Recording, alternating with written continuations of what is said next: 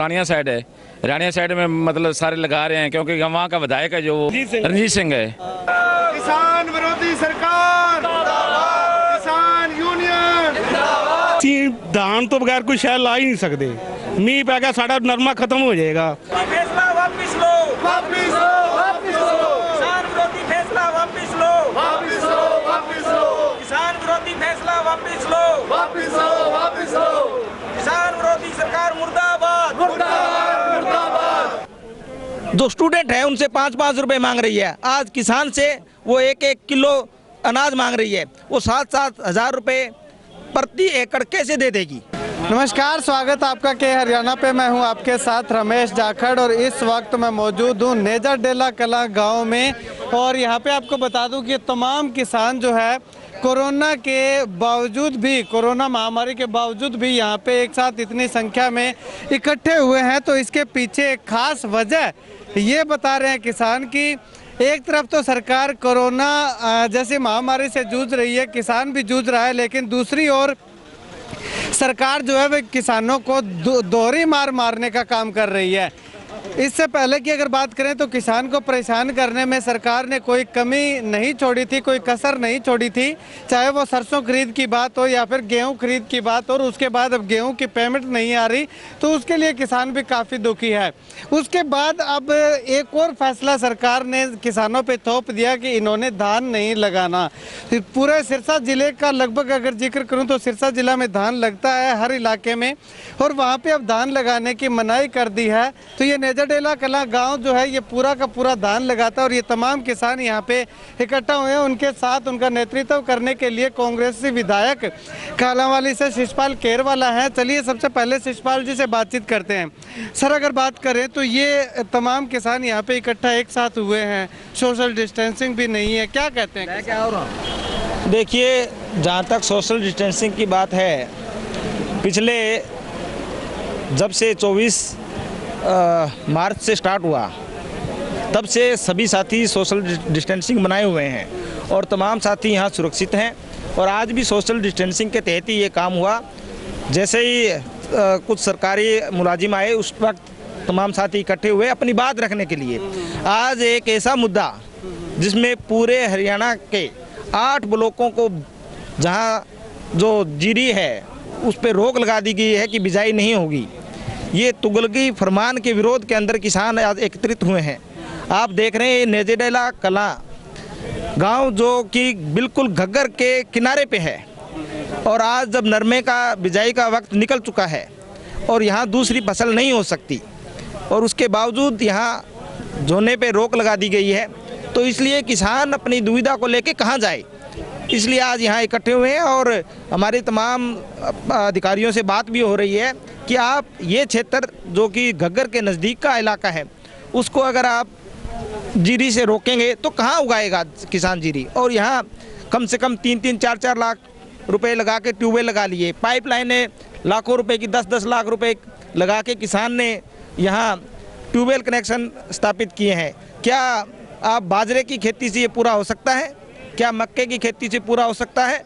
दूसरी तरफ सरकार ये कह रही है कि हम जो किसान दूसरी फसल लगाएगा 7,000 रुपये एकड़ देंगे। क्या किसानों से आप पूछ लीजिए कि इनसे वादा किया था कि पराली जलाने पे ना जलाओगे तो 1,000 रुपये एकड़ दिया जाएगा। कितने किसानों को 1,000 रुपये एकड़ दिया गया है? पिछली बार जल ही जीवन है नाम से इन्होंने स्कीम चलाई और 6 ब्लॉक लिए गए और उन्हें कहा गया कि 2,000 रुपये एकड़ दिया जाएगा, आपको 766 रुपये प्रीमियम दिया जाएगा बीमे का। उसके अलावा जो उत्तम किस्म का बीज आपको मुफ्त दिया जाएगा। आप जाके उन ब्लॉकों से पूछ लीजिए कितने किसानों को 2,000 रुपये मिला, कहीं भी कुछ भी नहीं दिया गया। आज सरकार कह रही है कि खजाना खाली है। आज जो है सरकार है, जो स्टूडेंट है उनसे 5-5 रुपये मांग रही है। आज किसान से वो 1-1 किलो अनाज मांग रही है। वो 7-7 हजार रुपये प्रति एकड़ कैसे दे देगी? ये किसान को अपनी भूमि का पता है कि इस भूमि में कौन सी फसल उगाई जाएगी। उनको उनका हक है।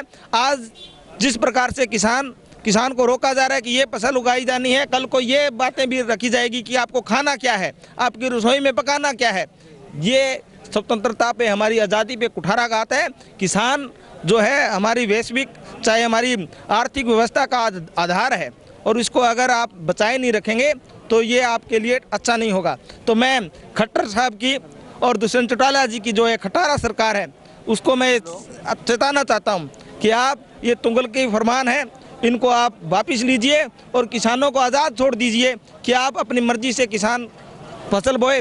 और जब किसान को लगेगा कि मेरी ज़मीन के अंदर ये फसल उगाई जा सकती है वही उगाएगा। किसान भी समझता है पानी की वैल्यू, किसान भी समझता है। सर अगर बात करें तो यहाँ पे अभी आपने जिक्र किया कि 7,000 रुपये प्रति एकड़ के हिसाब से सरकार दे रही है, तो कहीं ना कहीं ऐसा नहीं हो सकता कि जो दूसरी फसलें हैं धान के अलावा उन फसलों के रेट बढ़ा दिए जाएं, जैसे नरमा हो गया, कपास हो गया, बाजरा हो गया, ग्वार हो गया, इनके अगर रेट बढ़ा दिए जाए तो 7,000 रुपये प्रति क्विंटल कर दिया जाए तो किसान धान लगाएगा ही नहीं। देखिए मैं आपको बताऊं, जिस प्रकार से इस बार गेहूं की खरीद हुई है, किस प्रकार की खरीद हुई है, जो सरसों का हमारा किसान था उसके साथ किस प्रकार का आपको पता है, कभी काटा जा रहा है, कभी नमी के नाम पे उसको परेशान किया जा रहा है।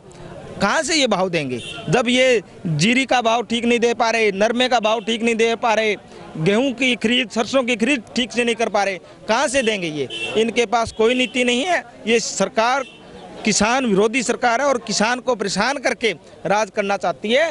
ये कांग्रेस पार्टी और खुद किसान आज इतना जागरूक है कि अपने हकों की लड़ाई वो लड़ सकता है और लड़ेगा। चलिए शुक्रिया सर बातचीत के लिए। कुछ एक किसान भी हमारे साथ यहाँ पे मौजूद हैं, इनसे भी बात करते हैं। सर क्या मुख्य समस्या क्या है आपको धान ना लगाने में? नरमा लगा रहा है, यहाँ लगता ही नहीं, नाली का इलाका है, जब बारिश आएगी सारा डूब जाता है और गल जाएगा, खराब हो जाएगा। धान तो बगैर कोई शहर ला ही नहीं सकते, मीह पै गया साड़ा नरमा खत्म हो जाएगा, असि क्या खाएगा? दान बंद तो सारा अपने ऑल इंडिया में करे तो बंद हो जाएगा, वैसे नहीं होगा जी। अगर एक गांव को या 5 गांवों को कह दें, और रानिया साइड है, रानिया साइड में मतलब सारे लगा रहे हैं क्योंकि वहाँ का विधायक है जो रणजीत सिंह है बीजेपी का, और उनको छूट दे दी और नेजडेला उनको सुनना देख गया और इसको कायदा नहीं लगाना जी। ऐसे थोड़ी होता है, मतलब जहाँ धान के बगैर नरमा हो ही नहीं सकता, जहाँ नीचे जगह है जी। चलिए एक किसान नरमा बीज देते हैं ना, बीज भी देते हैं, नरमे का रेट नहीं मिलता, लेबर नहीं मिलती, 10वां हिस्सा तो चुगन वाली चुगन वालियाँ एक दिन चुकदियां 10वां हिस्सा ले जांदियां, पूरे नहीं होंगे जी, पूरे नहीं होंगे। 65,000 रुपया ठेका दे के नरमा पूरा नहीं करता साਡਾ। कुछ जगह ਇਹੋ ਜਿਹੀ ਹੈਗੀ ਹੈ ਜਿੱਥੇ ਅਸੀਂ ਅਗਰ ਝੋਨਾ ਬੀਜਦੇ ਆ ਨਾ, ਝੋਨਾ ਵੀ ਸਾਡਾ ਡੁੱਬ ਜਾਂਦਾ ਹੈ। ਤੇ ਗਰਾਊਂਡ ਲੈਵਲ ਤੇ ਆ ਕੇ ਦੇਖੋ ਤੁਸੀਂ, ਜਦ ਨਰਮਾ ਬਿਨਾ ਪਾਣੀ ਤੋਂ ਘੱਟ ਪਾਣੀ ਦੀ ਫਸਲ ਹੈ, ਘੱਟ ਪਾਣੀ ਦੀ ਫਸਲ ਹੈ, ਜਦ ਸਾਡੀ ਅਗਰ ਜਿੱਥੇ ਝੋਨਾ ਡੁੱਬਣ ਦੀ ਕਗਾਰ ਤੇ ਉੱਥੇ ਅਸੀਂ ਨਰਮਾ ਕਿੱਦਾਂ ਲਗਾ ਲਾਂਗੇ? ਇਹ ਗੱਲ ਤਾਂ ਸਾਨੂੰ। शुक्रिया सर बातचीत के लिए। तो यहाँ पे तमाम किसान हमारे साथ मौजूद थे। इन तमाम किसानों का यही कहना है कि जहाँ पे धान की फसल लगती है वहाँ धान की ही फसल लगती है और कोई फसल नहीं उगा सकते, चाहे सरकार दूसरी फसलों के जितने मर्जी रेट कर दे, लेकिन वो फसल वहाँ पे होगी ही नहीं।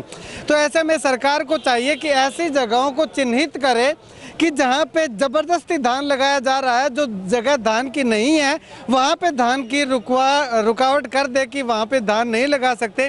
लेकिन जहाँ पे किसानों की मजबूरी है कि यहाँ पे धान ही लगेगा, इसके अलावा दूसरी फसल नहीं लगती, और इस मौसम में जो बारिश भी ज़्यादा आती है तो ऐसे में पानी ज़्यादा खड़ा रहता है, तो दूसरी फसलें जो है वो उनकी ख़राब हो जाती हैं पानी की वजह से। अगर नरमा की बात करें या दूसरी और फसलों की बात करें तो वो फसलें ख़राब हो जाती हैं। तो ये किसान भी मजबूर हैं धान लगाने को। तो ऐसे में सरकार को चाहिए कि ग्राउंड लेवल पर आकर के अधिकारियों से कहे कि वो एक निरीक्षण करें और उस निरीक्षण के बाद ही कोई फैसला आगे सरकार लेने के लिए अग्रसर हो, ना कि ज़बरदस्ती किसान पे किसी तरह का फैसला थोपा जाए जो कि किसान विरोधी सरकार कहलाने को मजबूर हो जाए।